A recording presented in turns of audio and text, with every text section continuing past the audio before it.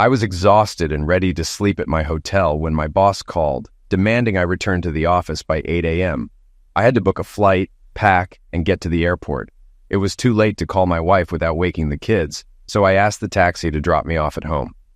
Sneaking inside, I noticed the house was dark except for our bedroom light, where I heard my wife and a man talking. My kids were probably with relatives. Realizing my wife was having an affair, I felt sick. Remembering my grandparents' advice to stay calm, I took deep breaths. I have a bad temper, inherited from my grandfather, who warned me about its potential to ruin my life. I decided not to seek revenge, but to gather evidence. I used my new smartphone given by my employer for testing, with its clear camera and microphone, and a modified flash drive to prevent battery drain. Recording from the shadows, I captured my wife cheating, though it crushed my pride. I decided to get a DNA test for the kids. As I recorded, I overheard something that made me lose control. I rushed into the room, fought the man, and drove him out. My wife, Sheila, hid in a corner, terrified. "Come here," I commanded. I was stunned, like watching a movie unfold. Each time the beast took over, I remembered almost nothing afterward. This had only happened 4 times in my life. "Come here," I repeated. She crawled to the corner of the bed near me. "I'm so sorry, Steve. I'm so sorry, Steve," she pleaded. "I will shut up," the beast growled within me. "Do you regret those times with Danny too?" I asked, probing for more of her deceit. Sheila shuddered. I wondered how long and with how many. Her eyes were wide with horror. "Please, I'm so sorry. Do not hurt me. I am so sorry," she begged. "You're a cheating cow. You have desecrated this house, this bedroom, this bed. You betrayed your husband and your children," I declared, letting the beast's rage flow. She looked even worse, eyes wide, teeth chattering, face pale. The beast was shocked. Mentally, I patted him on the back. Strangely, it felt like he patted me back, as if he'd always protect me. "You will pack your things and leave by noon. Take all the bedroom furniture, especially this bed. Leave my things neatly on the floor. Respect my things. Understand?" I demanded. "How will I do all this?" she asked, her voice shaking. "I don't care. Maybe ask your crazy brothers I lent money to. By noon," the beast roared through me. "Yes, by noon. I understand," she whispered in defeat. Sheila shook and covered her head. The beast took control, grabbed my bags, and headed to the car. I noticed Mark was gone. The beast tossed my bags into the trunk and put me in the driver's seat. Regaining control, I saw in the mirror my nose was broken, ruining my looks. I drove to the hospital. The doctors found I had a broken nose, 2 broken ribs, a possible concussion, and several bruises and puncture wounds. They wanted to admit me, but I refused since I had to be at work in 2 hours. The police were called. I told them I was the sufferer, but couldn't remember much. I insisted I was seriously injured, and the other party was fine since I didn't see Mark in the emergency room. They tested me and I was clean. As a local and employee of a major company, they let me go. One officer's sister worked at my company. I explained I was urgently called back to work. Given the economy, they didn't want to damage a big employer without cause. They trusted me, and I left. At work, I went to my boss's office. Audrey Hammer, the VP, had a full bathroom there. I showered and went to bed, still not feeling any pain. I arrived at the office and saw Steve's car. As our best troubleshooter, he was underpaid and undervalued. I wanted to change that, but it meant dealing with my older brothers who co-owned the company. Steve wasn't at his desk. I hoped he made coffee and went to my office, finding his luggage and him asleep on my couch. I admired his looks. He's one of the most handsome men I know. Unlike me, prematurely graying and looking older than my age, Steve is oblivious to his charm. I approached the sofa and gasped. His face was bruised purple and black with a metal splint on his nose. I touched his shoulder and his eyes opened, initially scary, but then gentle as usual. "Steve, what happened to you?" I asked. "Let's just say I came home to surprise my wife, but she surprised me more. Know any good divorce lawyers?" Steve replied. "Yes, Heather Alexander.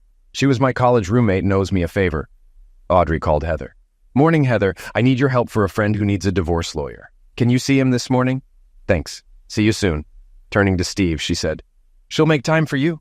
Now, what happened?" "Audrey, we have a lot of work today. How about you sit with me while I talk to Heather so I don't have to repeat myself?" Steve suggested. "Okay, Steve. But I want the full story," Audrey agreed. Steve was the best assistant I could hope for, making this job bearable. Audrey and I worked for an hour fixing her brother's mess. The company would be twice as successful without them. Heather arrived, and I told my story, omitting details about the beast. I claimed I blacked out with rage and showed them the video. Mark asked Sheila, "Am I more important than your children?" Sheila replied, "I'm yours. I don't care about them." Heather and Audrey were shocked. I growled, "Heather, I want full custody of my kids, even if it means sacrificing our assets. I don't want to pay child support. My kids are with their parents, and I want to pick them up. Steve, I'll do my best, but even with this evidence, full custody is tough. Your wife might claim she spoke in the heat of the moment. I'll draft preliminary documents. Give my card to your wife and have her lawyer contact me. Stay calm and avoid more mistakes. Understand?" Heather looked serious. "I'm sorry, Heather. I lost control. I'll stay calm. Thanks for representing me. Audrey says you're the best," Steve said. Audrey and Heather exchanged a few words in private before Heather left. We'd been working together for a couple of hours when I suddenly got extremely nervous. I realized the beast was anxious about Sheila leaving my house by noon. I wanted to let her stay, but the beast had other plans and seemed out of control. Oh no. "Audrey, I have a personal matter to handle. It should only take an hour or two. I'm sorry, but can I leave? I'll be back as soon as I can," Steve requested. "No problem, Steve. You've been a great help. Just come back quickly," Audrey replied. I ran to my car, worried the beast might take over again. When I arrived home, there was a rental truck and Sheila's brothers moving the mattress. 2 police cars and 3 officers were also there. I grabbed my laptop and approached the police. "Officers, I have a recording to show you about last night. May I?" I asked. "Are you Steve Blaine, Sheila's husband?" the police sergeant asked firmly. "Yes, I am, Sergeant. I'll answer all your questions. Could you please watch this recording?" They seemed ready to cuff me, but the sergeant had compassionate eyes despite her tough demeanor. "Okay, Mr. Blaine, we'll watch it, but stay where you are," she ordered. "You have my word, Sergeant," I promised. I started the recording and turned up the volume. Even some neighbors watched. When Sheila's voice said, "I don't give a damn about them," Sheila dropped the box she was carrying. We all looked over as she picked up her things. I noticed a bag of white powder fall out of the box. "I saw something suspicious, Sergeant," I said. She saw it too, and ran towards Sheila, calling for backup. I remembered a scene in the recording and zoomed in on a small mirror with white powder streaks on the bedside table. I showed this to an officer who called the sergeant over. She then handcuffed Sheila, who cried and sobbed. Her brothers watched in shock. The sergeant ordered them to finish their work as 2 officers took Sheila away. "Sergeant, what just happened?" I asked. "Your wife was arrested for possession of prohibited substances. It's powder. We'll test it to confirm," the sergeant explained. "What about my children? When can I see them?" I asked, looking frantic. "Where are they?" she asked, concerned. "Probably at my wife's parents' house about 5 miles from here. These are your children. Your wife is in custody. If I were you, I'd go get them," she advised. "Of course I need to pick them up. I love them. But what if there are problems? I don't want an ugly scene in front of my kids," I worried. The sergeant's worried look cleared, and she seemed relieved. "I'll stay here until they finish, and then follow you to your relatives. There will be no violence, but I need a full statement of your injuries." "Okay. I came home to find my wife with Mark Grossberg. I recorded it for proof. When my wife said something terrible about our kids, I blacked out. The next thing I knew, I was yelling at her to leave by noon.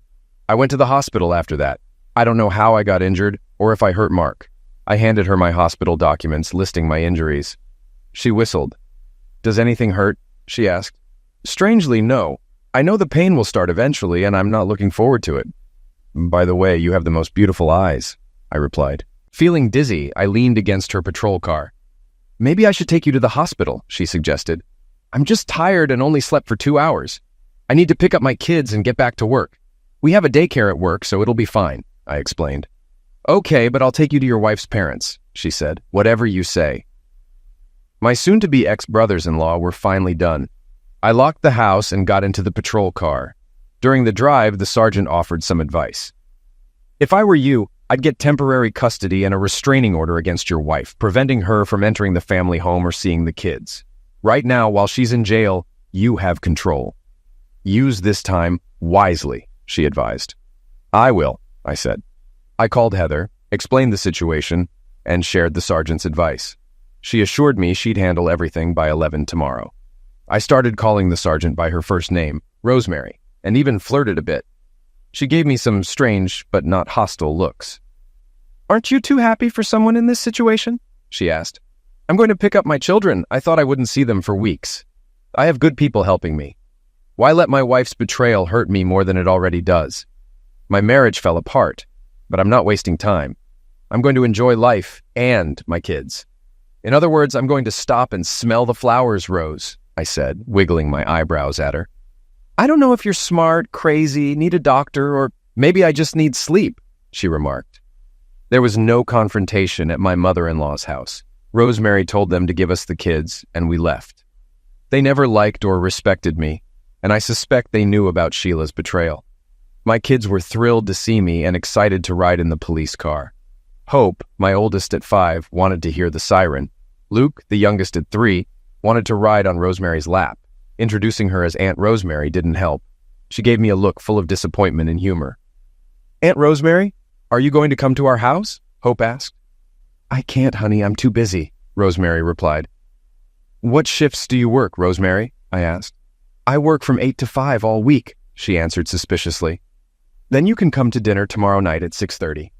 Hope, you can show Aunt Rosemary your doll collection, I suggested. That's great, Daddy, Hope said. Steve, Rosemary began. You don't want to upset Hope, do you? Not now. I gave her an innocent look. Okay, what do you want for dinner, Hope? Rosemary asked. Chicken. We'll have chicken, Hope decided. I'm doing this for the kids' sake. You seem a bit off, so I better keep an eye on you.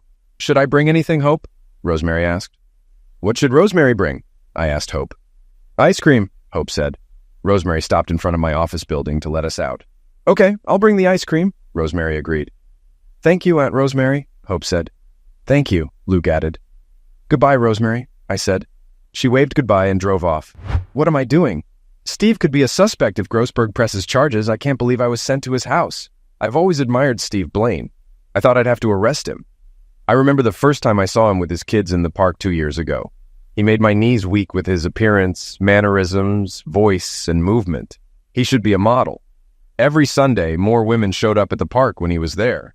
We even chatted sometimes. Did you see him last weekend? He did the sweetest thing. I took pictures of landscapes, which of course included Steve, and now I was called to arrest him. Thank God things turned out differently. He said I had the most beautiful eyes and flirted with me. It's probably because he hasn't slept with anyone for a long time. I must be one of the ugliest women on the planet. I have the shape of a brick and the face of a bulldog, and he flirted with me. It's almost good his face is punched. I don't know if I could sit across from him with his usual gorgeous face. I wanted to scream like a girl meeting a pop idol. Calm down, Rosemary. His kids called me Aunt Rosemary. Do your job, Rosemary. You need to visit Mark Grossberg and get a statement. I dropped my kids off at daycare and rushed to see Audrey. My behavior was odd, possibly from lack of sleep or the beast, but I felt more persistent and flirted with Rosemary. I should be grieving my marriage, but it felt like it ended long ago. Something was blocking my pain, and I hoped it lasted. Audrey and I finished our work that day. Audrey, I think I'll be exhausted tomorrow. Can I take a day off? Sure, Steve. I might call you, but you can stay home. I'm sorry about your situation. Good night. Good night, Audrey. My broken ribs worried me the most since they could limit my mobility, and I needed to take care of my kids. We took a taxi home, and I ordered pizza for dinner. Hope and Luke asked about their mom. I explained that Mom and Dad had a big fight, but we both still loved them very much. Because of the fight, Mom would stay at their grandparents' house. It's okay, Daddy, as long as you stay with us. We are tired of staying at our grandparents' house. Both kids hugged me tightly. I realized they spent many nights with their grandparents, likely when Sheila was cheating. The beast growled inside me. That night, I found an emergency nanny service and arranged for someone to come at 7 a.m. I hid the key under the doormat, anticipating my lack of sleep and pain might make it hard to get up.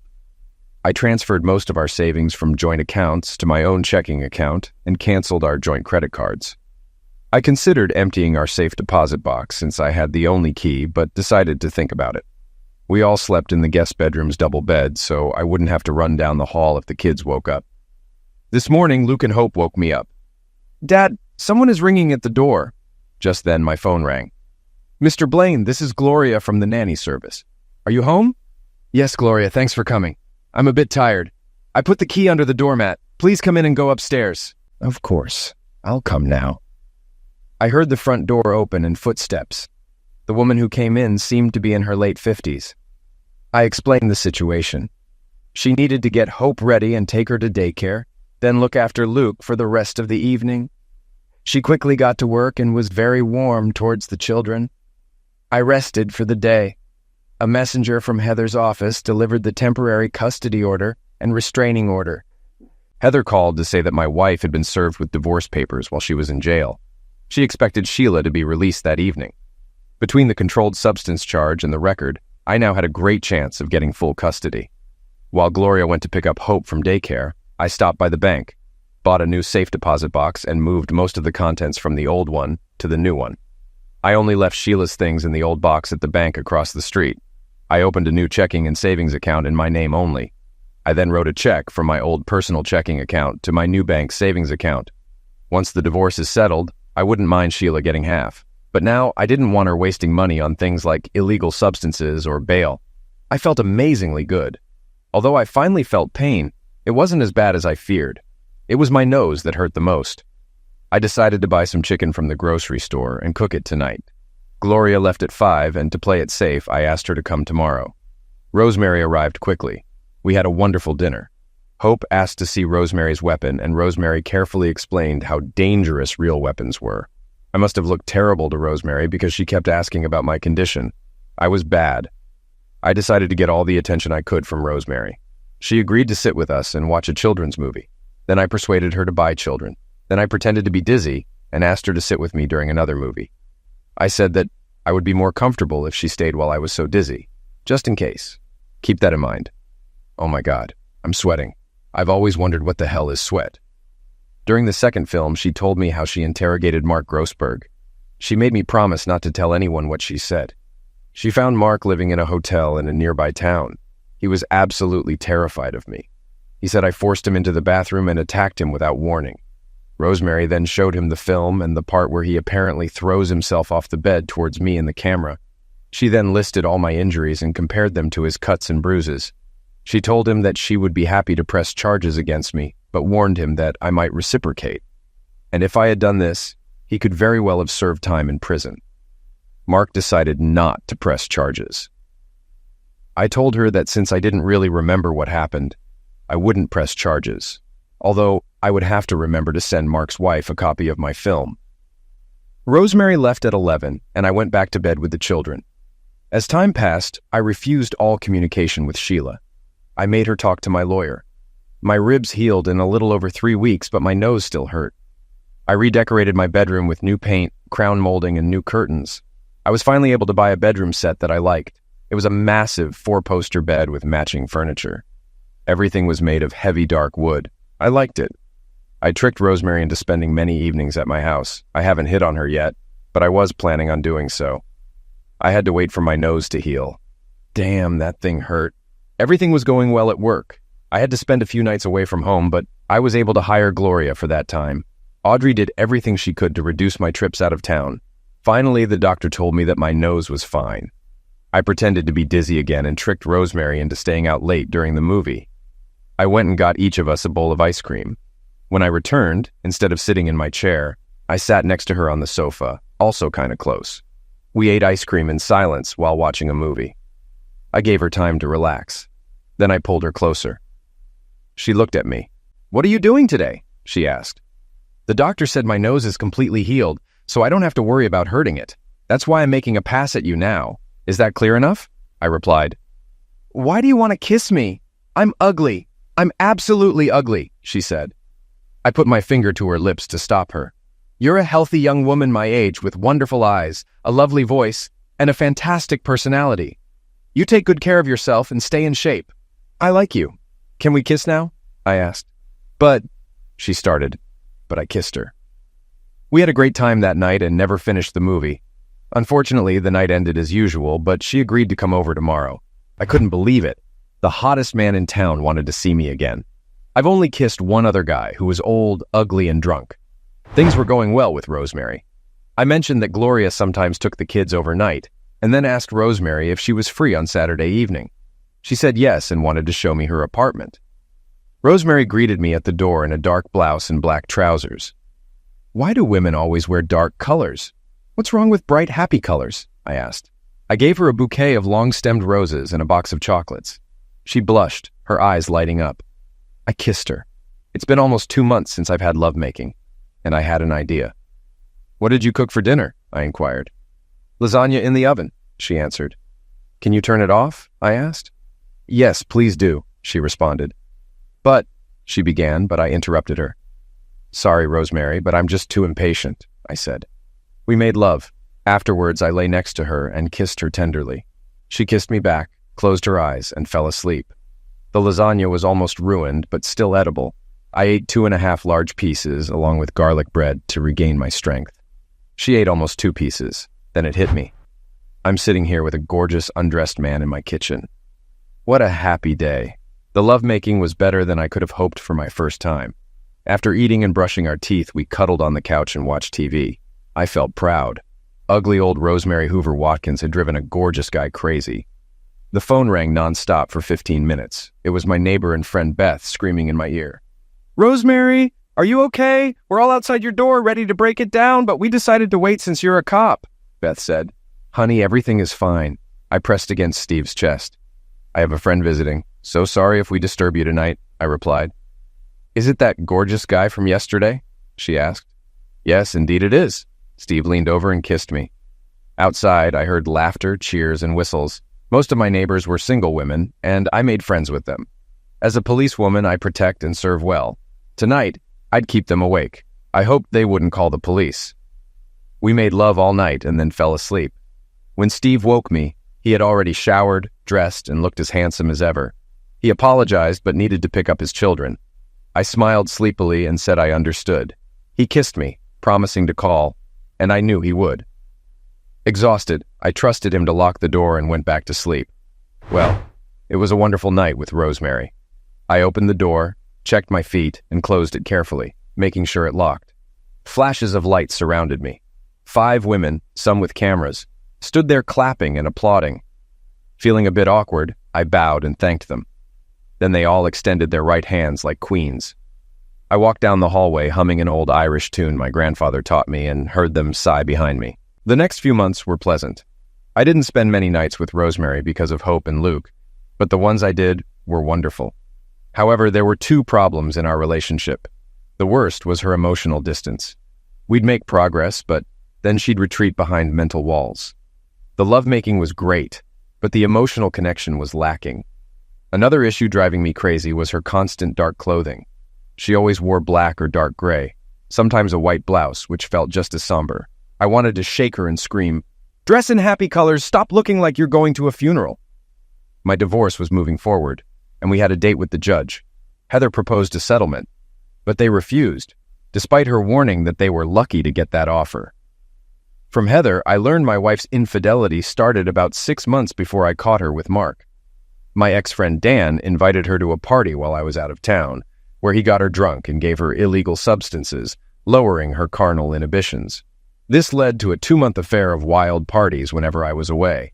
Fearing I'd find out, Dan handed Sheila over to Mark, and she continued cheating until I caught her. Sheila was convicted for illegal substance use and entered rehab, still undergoing therapy. She had a delusional idea that I'd forgive her or agree to joint custody. To convince me, she told her story to Heather and offered to have her therapist talk openly with me. Despite our unsatisfactory bed life, she willingly slept with Dan and Mark. She didn't take substances when I was home, indicating she knew she needed help but chose not to seek it. Instead, she neglected me and our children, often leaving them with her parents when I was away. My grandparents fought for 4 years to get me out of foster care after my parents died, improving their health and financial situation to gain custody. In contrast, my wife gave our children to her parents to have affairs. Her parents never liked me or our children, thinking I was too pretty and not manly enough for their daughter. They were strict with our kids, trying to toughen them up, assuming beauty meant weakness. They'll never see my children again, and my ungrateful relatives will no longer benefit from my money. The day of the divorce finally arrived. In court, we presented our evidence to the judge, who watched the video and examined both of us. She seemed to think my wife was crazy and granted the divorce under Heather's original terms. This upset Heather, but I was satisfied. My ex-wife received half of our assets and retirement accounts, but not my company pension. I had to pay her half the equity in our house. I got full custody of the children, while Sheila received 2 4-hour supervised visits per month. Neither of us paid child support. I also had to keep her on my health insurance for 5 years unless she remarried. I deducted the loans I gave to her family from her half of the assets. leaving her with about $350,000, excluding retirement accounts. She also had to pay her own lawyer and her share of legal fees. Heather didn't charge me for her services, saying she owed Audrey for all the good things she'd done for her and knew I had supported Audrey for years. Mark Grossberg left the state, and his wife filed for divorce. Dan, my ex-friend, moved across town and changed offices. When he sees me, he avoids me. Shortly after the divorce, Rosemary left me, wanting to remain friends but not seeing a romantic future. I was sad, but noticed she always held back emotionally. A couple of weeks later, she told me she met a local FBI agent. I wished her well, but we still met for lunches and occasional dinners. About a month after Rosemary and I separated, I was putting the kids to bed when I heard strange noises at the front door, whimpering and scratching. Thinking it was a lost dog, I opened the door to find Sheila leaning against the screen door, crying and scratching it with one hand. She had no coat or shoes, and it was around 1 a.m. I carefully opened the screen door and carried her inside. She was unresponsive, and I hoped it wasn't due to illegal substances. Instead of calling the police, I decided she needed warmth. I ran a hot bath, undressed her, and put her in it, remembering her preferred temperature. She used to love soaking in the bath for hours, so I set it up as she liked. I even set up the swing-arm LCD TV with one of her old DVDs, I Love Lucy, which she used to watch when she was down. I made her a strawberry smoothie and brought a bottle of water. When I returned, I gave her a straw and told her to drink. She looked like she hadn't eaten in days, so I made her a grilled cheese sandwich and chips. She ate everything and drank the smoothie, but didn't say a word. She stayed in the bath for almost 2 hours, probably fearing I would throw her out. Finally, I brought her one of my robes. I firmly told her to stand and put on a bathrobe. Then I carried her to the guest bedroom and laid her on the bed. I brought her more Lucy DVDs and another bottle of water, telling her to relax and watch some shows. We talk in the morning. It was good that tomorrow was Saturday. I took her clothes to the laundromat and washed them. Then I fell asleep, wondering what was going on. In the morning, I decided to have the kids wake up Sheila. At 9, I took them to her room, telling them I had a surprise. They were excited to see their mother. Hope stood by the bed while Luke climbed on top of her. Sheila woke up to their cries of, "Mommy, Mommy." She held them close, expressing her love as if she hadn't seen them in years, despite recent supervised visits. They kissed, hugged, and tickled each other.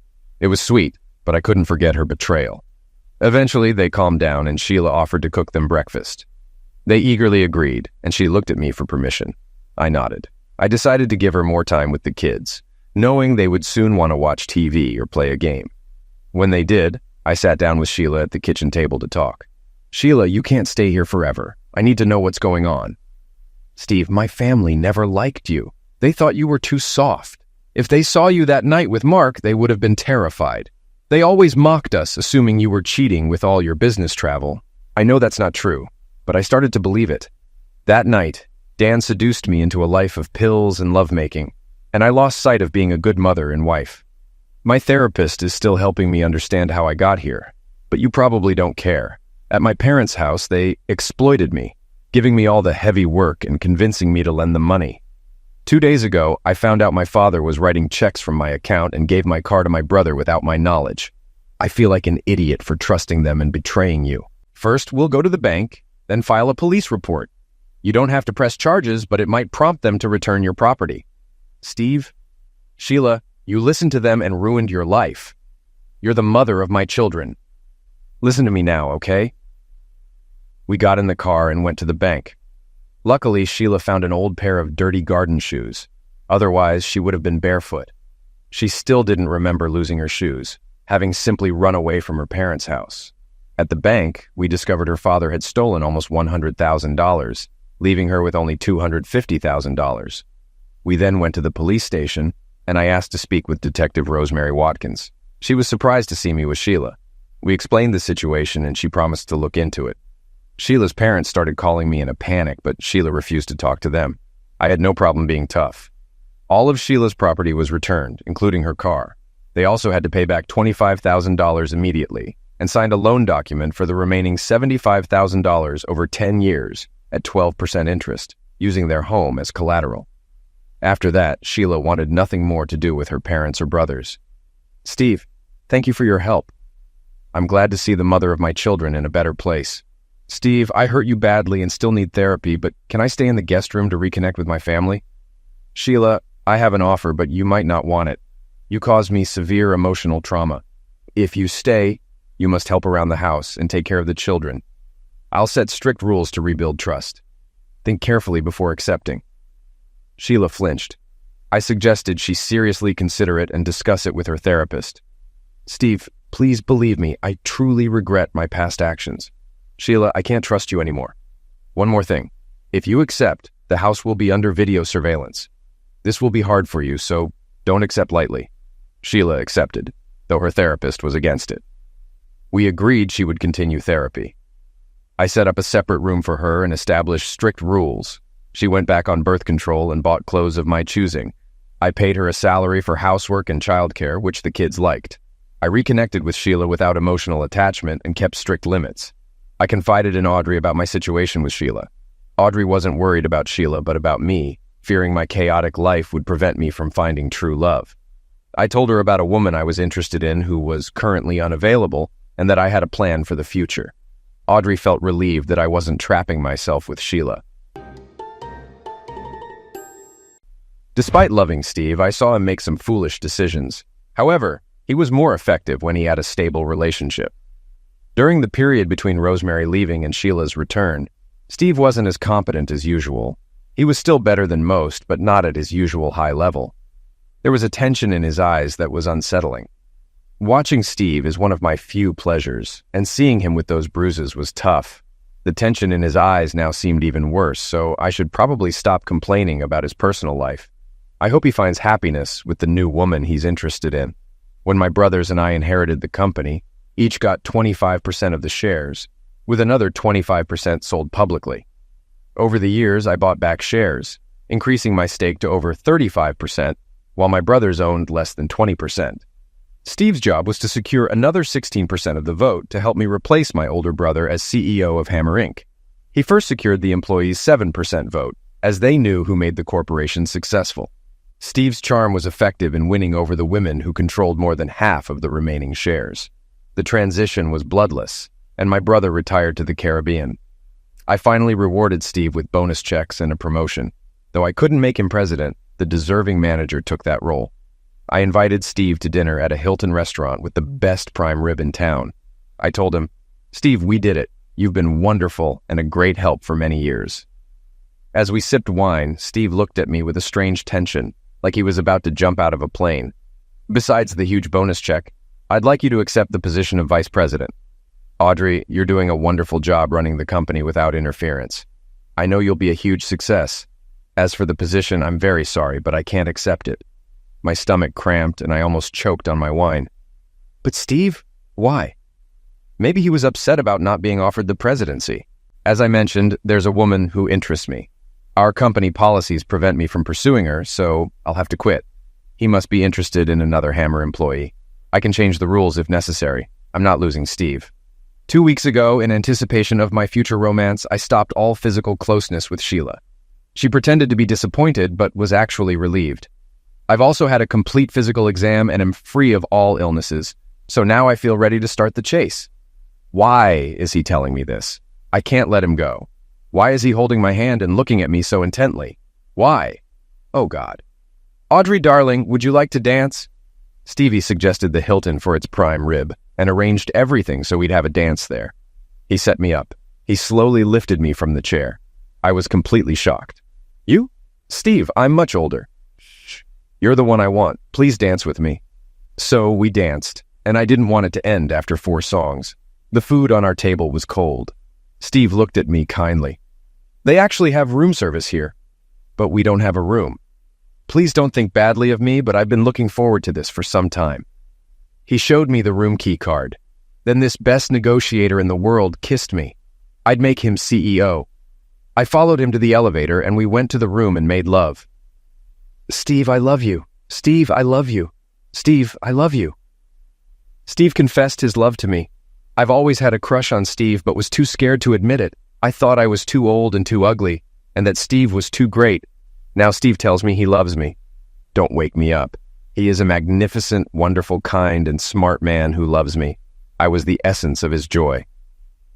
On Monday, I called an emergency board meeting with the president. I announced that Steve had resigned. They were shocked and alarmed. The board, composed of women, considered meeting Steve the highlight of their visits. I explained that Steve had been romantically involved with an employee and quit to pursue his love interest. Everyone appreciated Steve's honesty and integrity, but agreed the company needed him, so the policy must be changed immediately. Steve would be offered my old job. Mary, the new president, looked at me suspiciously. "Audrey, you didn't say who Steve is in love with. You two are very close. If he told anyone, it was you, so who is it?" The room full of Steve's fans turned and stared at me. I answered quietly, "Me," and they all screamed, thrilled for me. For 3 months, Steve and I made love whenever we could. He was wearing me out with his high drive and stamina, but I was determined to take care of him. He admitted that since catching his wife cheating, he had become a carnal beast. I needed to keep up. He was my man, and I would take care of him. We were discussing marriage when the pregnancy test showed a positive result.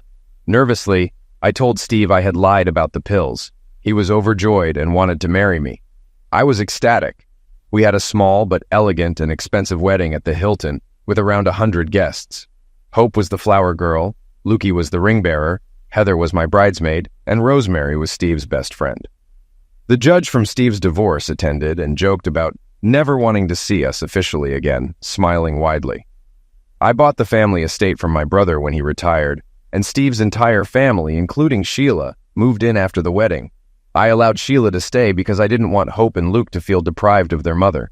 Sheila continued working as a maid, nanny, and mother, but with a big pay raise. She still wore the colorful clothes Steve insisted on. I also changed my wardrobe to bright colors, which made me feel more carefree. Sheila's longing looks at Steve were heartbreaking, but he refused to believe she loved him. At 4 months pregnant, I struggled to take care of Steve, and even before showing, I was already falling behind. The tension returned to Steve's eyes, and he wasn't in the best shape. It seemed like it wouldn't take long to upset him. I had a radical idea. I needed a striker, and I had an obvious substitute in the dugout. Steve's love for me was unwavering. I talked to Sheila and came up with the idea of Steve filling in for me while I'm busy with pregnancy and childbirth. To say she was enthusiastic would be an understatement. I warned her that I had to talk to Steve about it first. Steve felt terrible and heartbroken that he couldn't control his desires. He felt like a failure as a husband. The man was crying, and I'd never seen him cry before. I cried with him. I told him how I felt like such a failure for not being able to take care of my man. He made me promise that I would still love him if he took advantage of Sheila. He also made me promise that I would have complete control over his inner beast. In the 7th month of my pregnancy, Rosemary came to us in tears. Over the past year, Rosemary had become a close friend. She collapsed into my arms. Who had hurt this tough cop? She didn't want to talk to Steve, but she decided to trust me. It turns out her loving boyfriend was not what he seemed. To her horror, she agreed to some of his wishes before regaining her pride. In retaliation, he exposed her behavior to his superiors, ruining her professional reputation. I knew what to do. I called Heather and gave her Rosemary's ex-boyfriend's name and told her what needed to be done. As for Rosemary, I had been thinking for a while that my corporation should have a corporate security department. I would hire her as its new leader and have her create it. 2 problems solved in one go. I liked it. Heather sued this stupid joker for everything he owned or would own for the next 20 years. He was out of work within 6 weeks. Rosemary was doing well in her new job, but she was emotionally depressed at home. I persuaded her to move in with us. She had such a melancholic look when she saw Steve. Finally, I asked her why she left him. She said she didn't feel worthy of him. What nonsense. 8 months into my pregnancy, and Steve hasn't experienced any real love in 3 months. Sure, he had a physical relationship with Sheila, but it wasn't love, and he needed love. I discussed this with Rosemary. She was skeptical and worried it would damage my marriage. I've known Steve for almost 8 years. I trusted him. He was honest and didn't lie. I turned the switch. If I thought things were getting out of control, I would tell him to stop, and he would stop. Simple as that. Then I talked to Steve, and he was even more concerned than Rosemary. It took a lot of persuasion, but in the end, I convinced him. Can you imagine a wife having to persuade her husband to sleep with someone else? Steve also worried that I might want to sleep with someone else someday. He wasn't going to do this. I told him that would never happen. He is exactly the man I need. So Rosemary joined Steve's harem. The change in her was amazing. I encouraged her to change her taste in clothes. She switched to bright colors and even wore a dress around the house. This made Steve happy. And when Steve is happy, he makes me and everyone else happy. God, I'm a happy woman. I thought I would be a childless old maid. Now I have a baby on the way, 2 stepchildren, a great husband, and maybe a couple of sisters instead of those useless brothers. A year later, Steve was furious. His life was completely out of control. He loved it, but felt so guilty about it. Between Audrey and the Beast, it seemed like he had little to say about his personal life. The Beast loved Audrey. He needed someone to talk to, get advice from, and take back control. Steve's mind was still in turmoil over the change. His heart was opening up to Sheila again, and he was so afraid of it. Because of the Beast, Steve had difficulty getting outside help. So instead of talking to anyone, Steve decided to write it all down. Well, the Beast had a weakness. When Steve was with his kids, the Beast left Steve alone, and he wasn't completely under control. Steve was going to take advantage of this weakness. Another day, another dollar, I thought with annoyance. I must be the unluckiest psychiatrist in the country. I have 2 meetings today. The guy who called a while ago seemed crazy. I hope I can help him. It was time to get back to earning money. I opened my latest romance novel. My publisher wanted it written in 2 weeks, and I had 30,000 words left. The phone rang, startling me. Janice, my secretary, said my 2 o'clock was here. She seemed more than a little out of breath. I was forced to get up from my office chair. The man who entered was carrying a child in his arms, but he was absolutely great. I wanted him to be on the cover of my next novel. I tried to put a professional expression on my face again. Come on, Margaret, wipe the drool off your face and pay attention. Dr. Huff, I'm Steve Blaine, and this is my daughter, Victoria. I walked around my desk to coo at the baby. Not many people let me play with other children. He looked down at her with such love and tenderness. This man seemed perfect. Why could he be here? What can I do for you, Mr. Blaine? Please call me Steve. I have an unusual problem. I don't know if I have a split personality or not. I wrote a diary or a story of my life, if you will. It will probably take you some time to read it. Of course, charge me for this time, but please read this, and maybe we can meet at the same time next week. He looked at me with such despair. Hell, I'd give him my kidney if he asked. Of course, Steve, it will be fine. Same time next week? Over the course of a week, I read Steve's story.